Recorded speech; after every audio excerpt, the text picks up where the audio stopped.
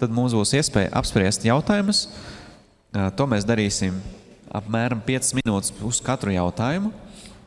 Mazliet par tiem jautājumiem es to sastādīju ar tādu nolūku, ka lasot vecās derības stāstus, mēs parasti pievēršam uzmanību, cik tur tas faraons bija ļauns, vai arī cik tur Dāvids ir grēkojis, vai kā tur tie ebreji ir izrīkojušies un tur vaimanājuši un nav bijuši uzticīgi Dievam.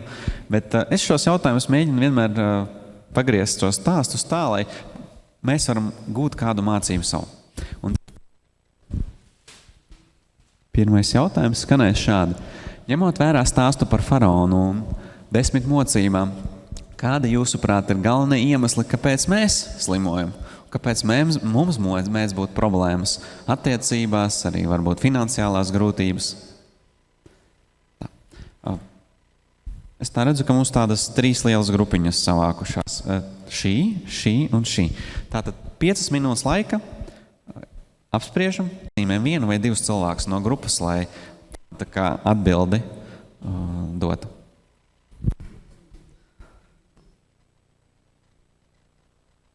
Ir minūte. Kura grupa vēl sākt? Ja neviens nebūs brīvprātīgais, tad brīvprātīgos es nozīmēšu. Ir.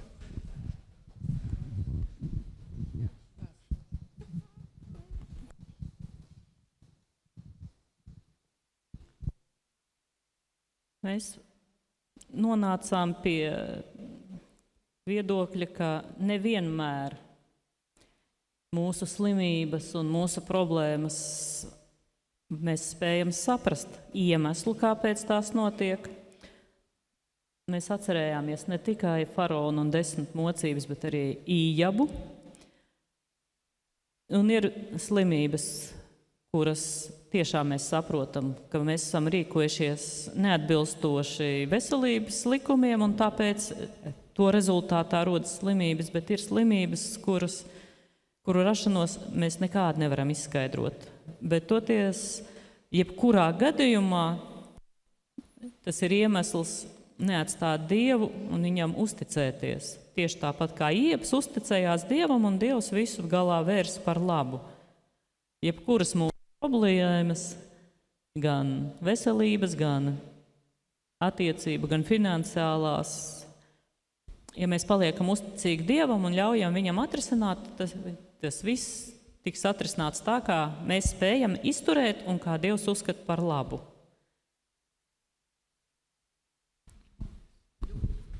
Es gribu bišķiņ papildināt, tā kā no Bībeles. Ja mēs lasām uzmanīgi, tad tas mocības, pirmas mocības, citi cilvēki domā, ka tas aizskara tikai eģiptiešus. Dieva tauta necieš. No sākuma tā nebija. Pirmas mocības bija par visiem. Dieva tauta arī cieš. Bet pēc tam, no 3. kad tie mošķi, sākas, tad Dievs savajos jau pasargāja. Tam arī bija iemesls, ka, acīm redzot, viņi sāka versties pie Dieva, sāka lūgt Dievu, paša Dieva tautā. Un eģiptieši arī ne visi cieša. Tie, kuri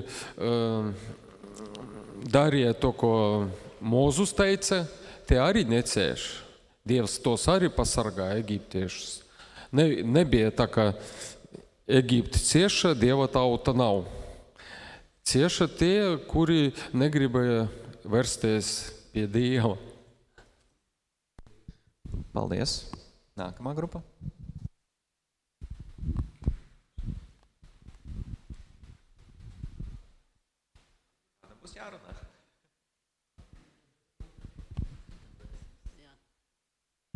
Jā, attiecībā uz faraonu, vai ne, tā jau bija faraona izvēle pretoties Dievam. Un viņš jau pats uzskatīja sev kā vienu no dieviem. Kā tad Dievs būdams, viņš var pieņemt kādu tur, vai ne? Un viņš uzskatīja savā prātā, ka tie izraujuši slinki, un tāpēc arī viņiem vajag uzlikt lielākus plaušus, lai viņi būtu nodarbināti, lai viņi nedomātu pa pretošanu, iziešanu ārā un upurēt upurēt tuksnesī Dievam. Jā. Nu, un attiecībā uz to otro jautājumu, tad Dievs arī caur ciešanām ved mūs tuvāk pie sevis. Un mums ir visādi pārbaudījumi un grūtības, jā, bet mēs varam uzvarēt Dieva spēku ar apsolījumiem. Jā, viņš mums ir devis apsolījumus, lai mēs mācītos un lai arī mēs varētu iet uz priekšu ticībā. Jā, tā viņš ir. Paldies!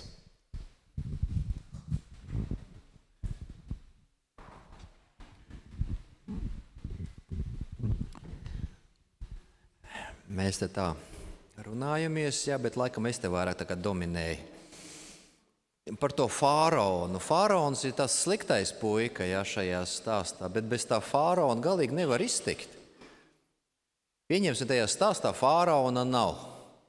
Un tagad viņiem tur jāiet no Ēģiptes prom, jā, ejiet, jums tur viegli, viss būs, viss brīnišķīgi. Tur viss tas stāsts sagāžās vienkārši, jā, jo tas, kas viegli nāk, tas netiek novērtēts. Un bieži vien, ja, tas faraons ir vajadzīgs, tās nezāles ir vajadzīgas, tie ērkšķi, tās grūtības ir vajadzīgas, lai varētu tiešām novērtēt to, kas ir, tiek sasniegts. Un dažkārt arī mēs redzam arī pie bērniem, jā, ka lūk, bērniem mēs kaut ko dodam svētības, viņi dabū visu viegli, viss viņiem nāk tā burtiski rokās ielikts, un arī nenovērtē. Jā, tas viss tā viegli nācis, bet attiecīgi, ja tas stāstā par to ir jāpieliek cīņa, jāpieliek jau kādu piepūli, jā, tad tas arī pavisam savādāk tiek novērtēts. Jā, tā kā faraons ir vajadzīgs. Es mēģināšu rezumēt, vismaz es dzirdēju no visām grupām vienu kopējo domu, ka tās mūsu mazās mocības mums ir vajadzīgas, jo bez tām mēs neejam pie Dieva tuvāk. Tad, kad mums ir problēmas, tad, kad mums ir grūtības, un tad mēs pēkšņi sākam lūgt, pēkšņi sākam vairāk ticēt, vairāk Dievam veltīt laiku, meklēt atbildes. Tad, kad mums viss ir labi, tad mēs ne īsti novērtējam to, ka mums ir Dievs, ne īsti arī lūdzam tik karsti, kā vajadzētu mums lūgt. Labi, es domāju, mēs varam pāriet pie nākamā jautājuma. Vai jūs mocībās redzat Dieva žēlastību un mīlestību? Es domāju, šajā mocību stāstā, šajās 10 mocībās. Vai jūs redzat tur Dieva žēlastību un mīlestību un kā tās izpaužas?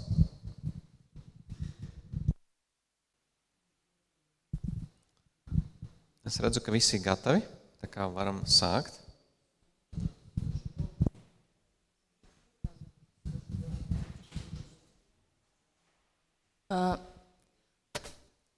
Mums ir tā, ka Dieva mīlestība izpaužas tajā, ka Dievs cieš kopā ar mums. Nekāds cilvēks necieš viens pats.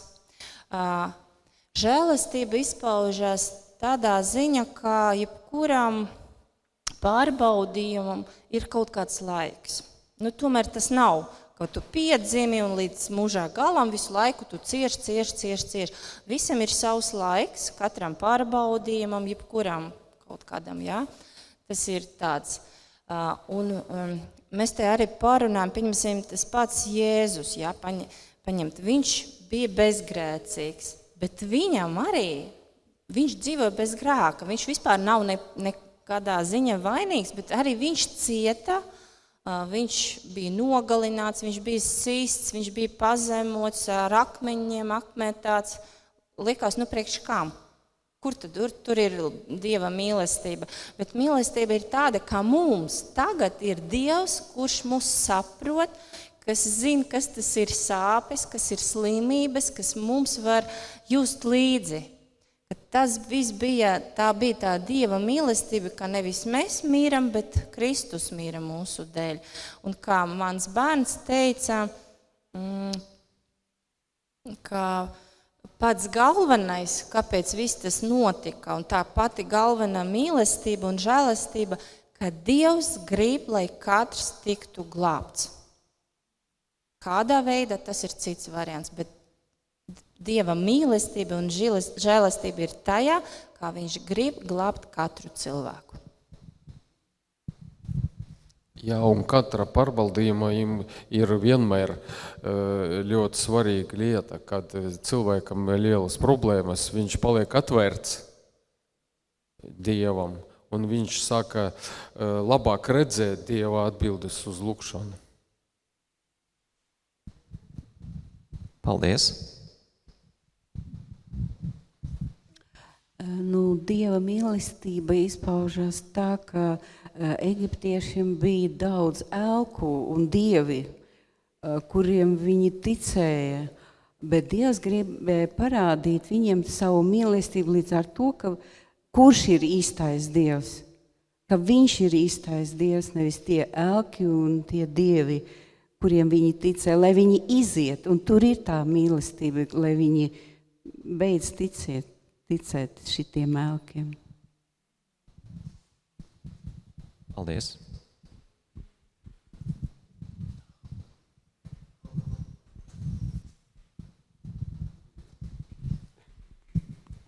Es varētu, bet par kuru jautājumu?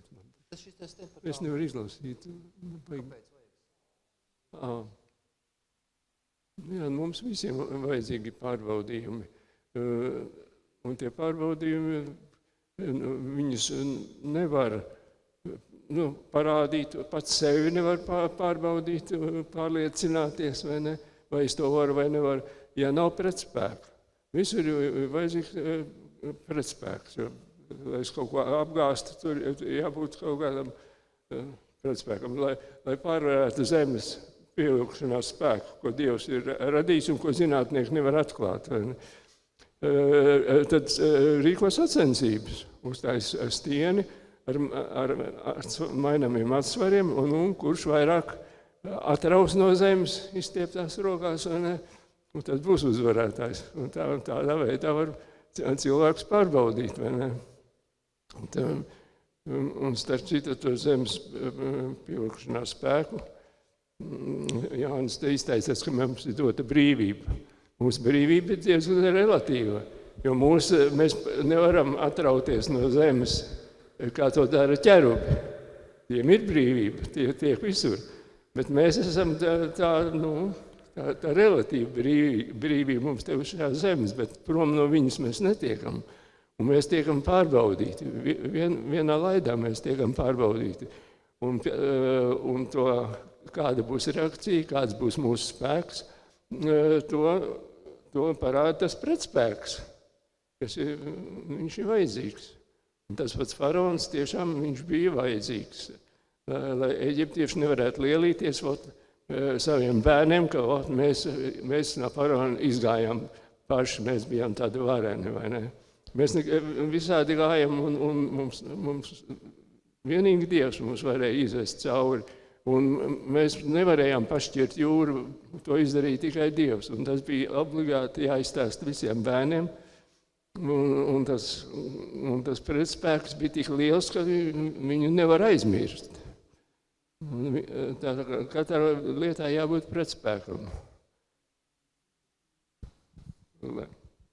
Vai es pareizi saprotu, ka tas doma apkopojums varētu būt tāds, ka Dievs deva ebrejiem nevis ebrejiem, bet eģiptiešiem šīs mocības, lai ebreji nelielītos ar to, ka viņi paši ir izgājuši, lai viņi nekļūtu lepni, un tur ir Dieva mīlestība, pareizi? Ne tikai. Dieva mīlestība ir tāda, kad mums pašiem ir sevi jāpārbauda, un bez pārbaudas akmens mēs to nevaram izdarīt, vai mēs vispār esam cienīgi Dieva mīlestību, vai ne? Jo mēs visi nereaģējam vienādi. Vai ne? Ja bija kaut kādas slimības, tur uzlaid viens reaģē savādāk, viens pateicās Dievam par to, kā Pāvils par to dzeloni, vai ne? Citam ir izpratne par ciešanām, citam nav izpratnes par ciešanām, un tā reakcija ir dažāda. Un tagad Dievs ir teicis, Jēzus teica, man vēl jums daudz ir ko mācīt, ja? Bet jūs visu nevarat nest. Vai ne? Un nebūs nekad tāds stāvoklis, kad visi tagad mēs kļūsim reizē vienādi spējīgi uzņemt Dieva tālāko mācību, kas ir sarežģītāk jau. Mums tagad viņš ir iedevis to vienkāršāko, mīlēt citam citu, jā. Labi, paldies. Es domāju, mēs varam pāriet. Ir vēl papildinājums?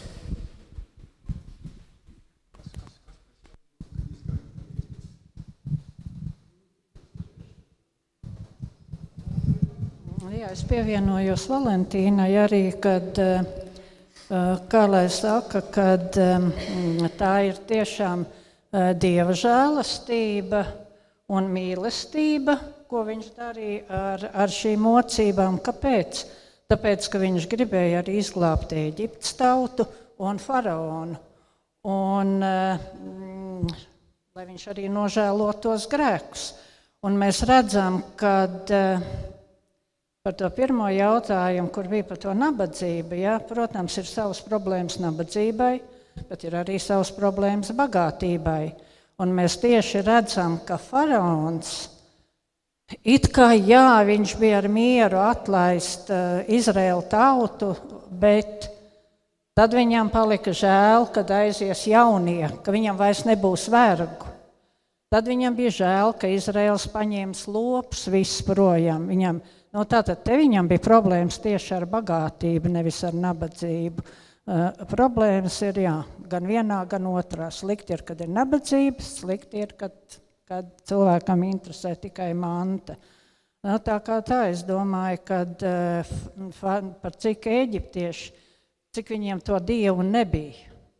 100 elku dievu. Un nevieni no šiem elku dieviem, viņu būri, viss nevarēja darīt to, ko dzīvais dievs. Tur tika skaidri parādīts, kas ir īstais dievs. Un tomēr, un arī par to nocietināšanu, jeb es skriņu pa priekšu, par to sirds nocietināšanu faraonam, kad ne jau dievs viņam skrien pa priekšu, ja? Labi, tas jautājums vēl būs, atvainojos. Tā, mums tagad būs 3. jautājums. Paldies par jūsu atbildēm. 3. jautājums skan šādi. Kāpēc faraons spītējās līdz pēdējiem? Kā mēs varam ieraudzīt savu spītīgumu? Vai no tā ir iespējams tikt vaļā? Un ja jā, tad kā?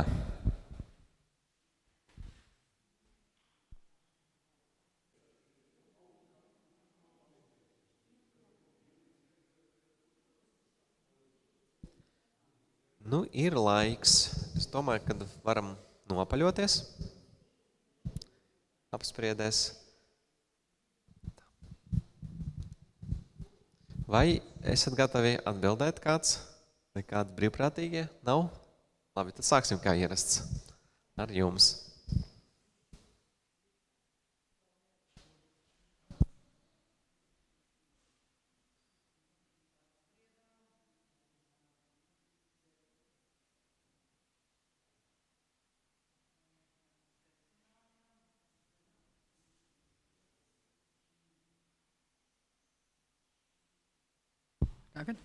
Tagad dzird?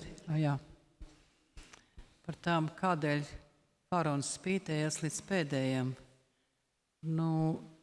Dievs viņam arī nocietināja sirdi, jo Dievs zināja, cik viņam vajadzīgs tās mocības, lai viņš beigās atzītu, kad viņš nav kā Dievs, un lai arī viņš padotos Dievam, arī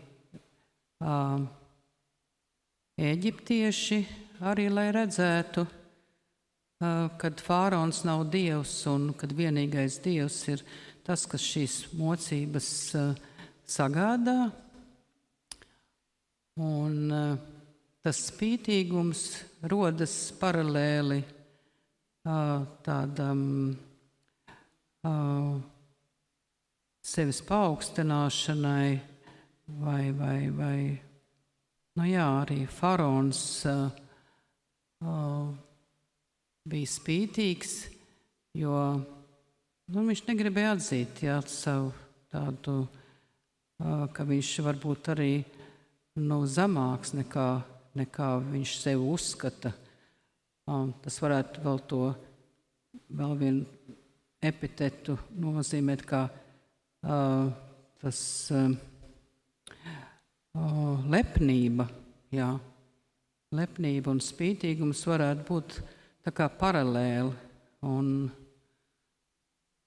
vai no tā ir iespējams tikt vaļā un kā? Nu, mēs te pārunājam savus tā kā piedzīvojumus ar Dievu. Pirms mēs nācām pie Dieva, arī bija mums tāds, varētu teikt, zināmā mērā lepnums, un kad es visu varu, un kad es esmu gudrāk varbūt dažreiz par citiem, un vienmēr es esmu tas, kas visu zina, un tie pārējie jau kaut kā tika analizēti savādāk, pakārtoti, bet kad iepazinām Dievu, tad viss tas pazuda. Tad pazuda tas spītīgums, pazuda lepnums, un mēs ieguvām citas raksturīpašības. Un tāpat arī tas bija ar faraonu, ja, ka viņš beigās atļāva eģiptiešiem iziet no Eģiptes, bet īsti kā tur tālāk bija, vai viņš pilnībā pieņēma, tomēr viņš pilnībā neatgriezās, bet tālāk mēs nelasam par viņu, kādu viņiem vēl Dievs deva pārbaudījumus. Viņš nomira kopā ar savu karaspēku, tad, kad jūrā cenās pakaļ ebrejiem. Jā. Tāds ir viņa liktenis. Tādas mūsu Paldies. atziņas. Es vienkārši mēģināšu rezumēt. Tātad galvenais iemesls, kāpēc viņš spītējās, tāpēc, ka viņš bija lepns. Un ka mēs Dieva spēkā varam tikt vaļā. Paldies!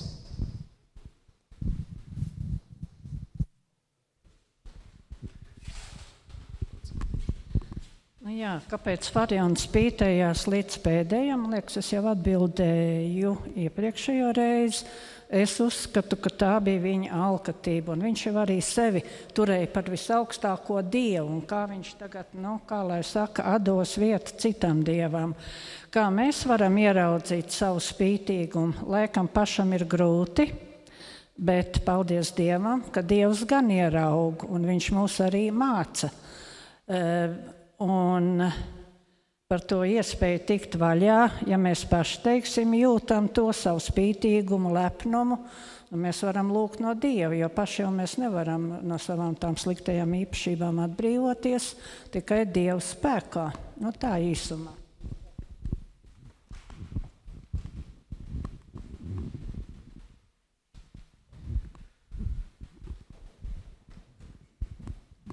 Man bija tāds nepopulārs viedoklis par spītīgumu, ka var viņš būt gan pozitīvs, gan negatīvs. Šajā gadījumā faraonam tas ir negatīvais, ka viņš bija tāds spītīgs uz ļaunu un uzstājīgs, bet tajā pašā laikā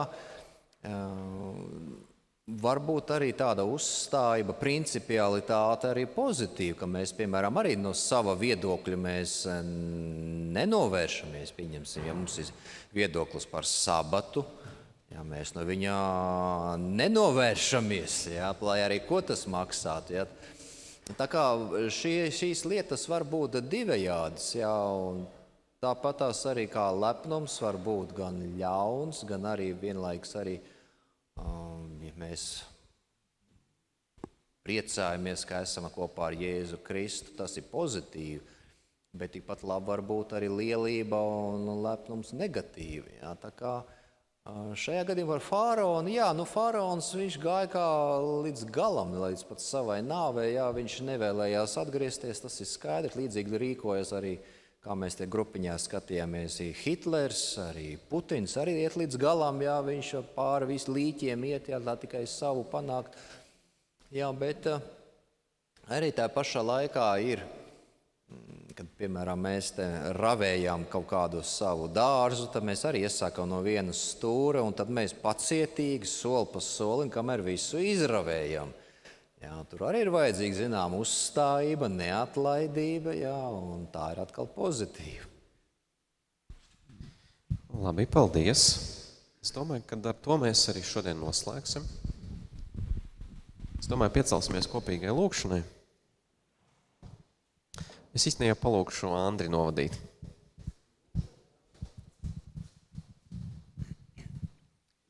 Dzīvais labais Dievs dāvā arī mums tavā žēlastībā būt pacietīgiem, arī mērķtiecīgiem un arī principiāliem labās lietās un arī soli pa solim sasniegt arī to skaisto mērķi, kāds mums ir likts priekšā Jēzu Kristu.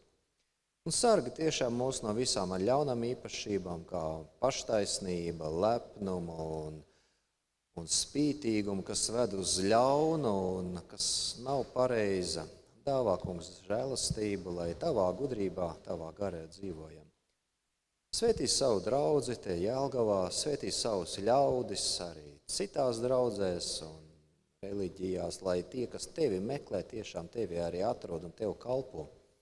Sarg no visa ļauna. Uzticamies tev, lai piepildās tavs labais prāts pie ikviena no mums. Kristus vārdā to lūdzam.